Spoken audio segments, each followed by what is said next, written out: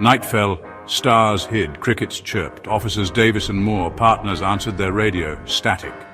Then, a strained voice, a hiker lost, disoriented, babbling about strange symbols carved into trees. The location, Blackwood Forest, notorious among locals for its unsettling folklore. "Dispatch, this is Davis. Did you copy that location?" Davis asked, his hand instinctively reaching for his holster. "Loud and clear, Davis. Be careful out there. The last unit that went into Blackwood." Static drowned the rest of the sentence. Moore glanced at Davis, a silent acknowledgement of their shared unease. Blackwood had a reputation, and not a good one. They sped towards the forest, siren wailing, a beacon of authority against the encroaching darkness. Blackwood Forest was a wall of trees, ancient and imposing. The kind of place that seemed to hold secrets in its shadows, whispering tales of old to those who dared to listen. The headlights cut through the dense foliage, illuminating a narrow dirt road swallowed by shadows. Each turn seemed to lead them deeper into the unknown, the forest closing in around them like a living entity. The deeper they drove, the heavier the atmosphere became, a suffocating blanket of silence punctuated only by the crackling of their radio. It was as if the forest itself was holding its breath, waiting for something to happen. "You feel that, right?" Moore asked, his voice barely a whisper. The tension was palpable, a creeping sensation that something was terribly wrong. Davis, his jaw clenched, nodded. He could feel it too. An unspoken dread that gnawed at the edges of his mind. The air was thick with an unseen tension, a palpable sense of wrongness that sent shivers down their spines. Every rustle of leaves, every snap of a twig seemed amplified in the oppressive silence. They finally reached the supposed location of the missing hiker. The campsite was eerily quiet, as if frozen in time. An unnatural quiet hung in the air. It was the kind of silence that made the hairs on the back of your neck stand up. A silence that screamed of something amiss. "Dispatch, this is Davis. We've reached the last known location," Davis said into the radio, his voice tight. Only static answered him. The silence on the other end was deafening, adding to the growing sense of unease. The forest floor was a tapestry of twisted roots and decaying leaves. Each step they took seemed to echo in the silence, the crunch of leaves and snap of twigs, a stark reminder of their intrusion into this ancient, untouched world. The air was thick with the scent of damp earth and rotting vegetation, a pungent reminder of the cycle of life and death that played out here, far from human eyes. The trees, gnarled and ancient, seemed to press in on them, their branches like skeletal fingers reaching out to grasp. Shadows danced in the dim light, creating the illusion of movement where there was none. It was as if the forest itself was alive, watching, waiting. The oppressive canopy above blocked out most of the sunlight, casting the forest floor in a perpetual twilight. As they ventured deeper, they began to notice the symbols the hiker had described, crudely carved into the bark of the trees, a series of disturbing, unnatural shapes. These symbols seemed to pulse with a malevolent energy, as if they were more than mere carvings. They were warnings, or perhaps invitations to something far more sinister lurking within the heart of the forest. "What the hell is this?" Moore mumbled, shining his flashlight on a particularly grotesque symbol that resembled a contorted human figure. The light flickered, casting eerie shadows that made the symbol appear to writhe and twist. It was as if the forest was playing tricks on their minds, distorting reality to instill fear. The symbols seemed to mock them, whispering tales of ancient rituals and forgotten gods. Each carving told a story, a fragment of a dark history that had been buried and forgotten. The deeper they went, the more intricate and disturbing the symbols became, as if they were drawing closer to the source of the horror.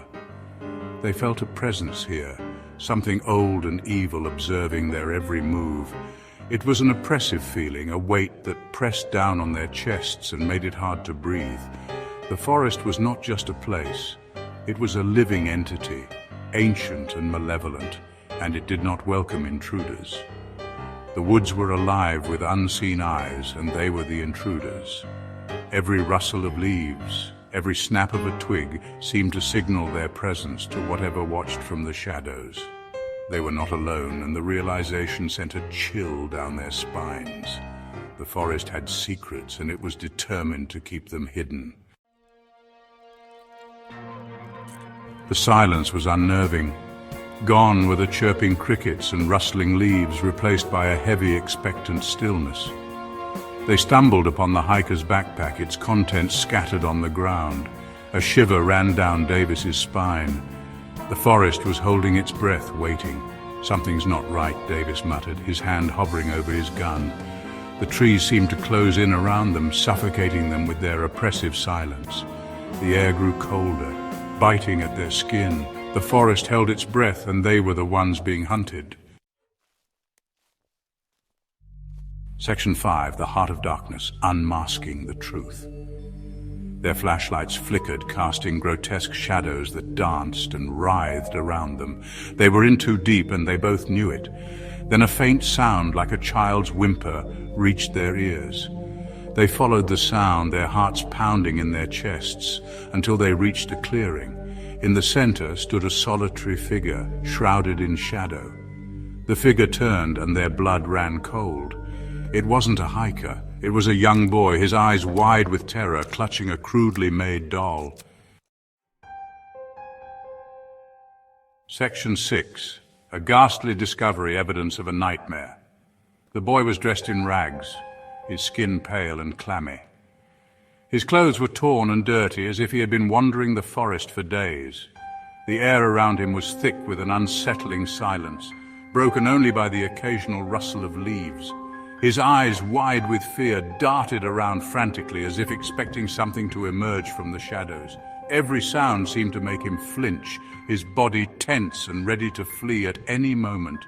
It was clear that he had seen something that had left him utterly terrified. He clutched a doll made of twigs and cloth, its face a grotesque mockery of a human visage. The doll was crudely made, with button eyes that seemed to follow you wherever you went. It was a disturbing sight, and one couldn't help but wonder who had made such a thing and why. Davis felt a lump in his throat, realizing the boy was not the source of their dread, but another victim. The forest seemed to close in around them, the trees whispering secrets of ancient horrors. He knew they had to get out of there, but he also knew they couldn't leave the boy behind. "It's okay, son. We're here to help," Davis said, his voice soft. Trying to calm the terrified child, he knelt down to the boy's level, offering a reassuring smile. But deep down, he wasn't sure if he could protect the boy from whatever was lurking in the darkness. The boy didn't respond, his gaze fixed on something behind them. His eyes were wide, unblinking, as if he was in a trance. Davis felt a chill run down his spine as he slowly turned to see what had captured the boy's attention. Davis turned slowly, dreading what he might find. The forest seemed to grow darker, the shadows deeper. He could feel his heart pounding in his chest, each beat echoing in his ears. He took a deep breath and steeled himself for whatever was to come. The doll's button eyes seemed to stare right through him, filled with an ancient, malevolent intelligence. It was as if the doll itself was alive, watching them, waiting. Davis knew they had to leave, but he also knew that whatever was out there, it wasn't going to let them go easily. Section 7. Twisted game prey becomes the hunter. As they turned back to the boy, he was gone, vanished. The clearing was empty, the only sound the wind rustling the leaves. They were no longer searching for a missing person. They were pawns in a twisted game. The roles had been reversed. What happened? Where did he go? Moore whispered, his voice trembling. Their flashlights danced across the trees, but the boy had disappeared. The only evidence he was ever there was the lingering chill in the air and the echoing silence. They were surrounded. Section 8. Escape from hell. A desperate fight for survival. Panic set in.